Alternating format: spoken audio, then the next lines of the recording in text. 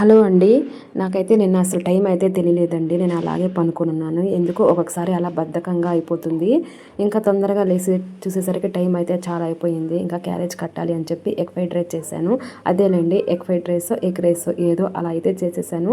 తర్వాత నేనే అనుకున్నాను ఏందబ్బా ఇలా చేసేసాను అని చెప్పి, టేస్ట్ ఉందో లేదో అని చెప్పి ఎలాగోలాగా క్యారేజ్ అయితే కట్టేశానండి. తర్వాత పిల్లల్ని అయితే అడిగాను ఎలా ఉందని చెప్తే చాలా బాగుందమ్మా అని చెప్పారు. కొంచెం ఆయిల్ అయితే వేసి ఉల్లిపాయలు పచ్చిమిర్చి కట్ చేసి వేసి కొంచెం అల్లం వెల్లుల్లి పేస్ట్ అయితే వేసి ఫ్రై చేసేసానండి. తర్వాత కొంచెం కారము పసుపు ఉప్పు అన్నీ వేసి కొన్ని నీళ్ళు అయితే వేసేసాను. ఇంకా అన్నీ కొంచెం ఉడికిన తర్వాత అయితే రైస్ వేసి బాగా ఫ్రై చేశానండి రైస్ని. ఇంకొంచెం గరం మసాలా కొత్తిమీర కూడా సన్నగా కట్ చేసి వేసి ఒక నిమ్మకాయ రసం అయితే వేసాను. అలాగే సోయా సాస్ కూడా వేసానండి. టేస్ట్ బాగుంటుందని చెప్పి సోయా సాస్ కూడా వేసి బాగా రైస్ని ఫ్రై చేసేసి ఇంకా చల్లారిన తర్వాత అయితే క్యారేజ్ కట్టేశానండి. ఏం చేస్తాం ఒక్కొక్కసారి ఇలాగే జరుగుతుంది. ఇంకా ఈ వీడియో నచ్చితే ప్లీజ్ లైక్ చేయండి.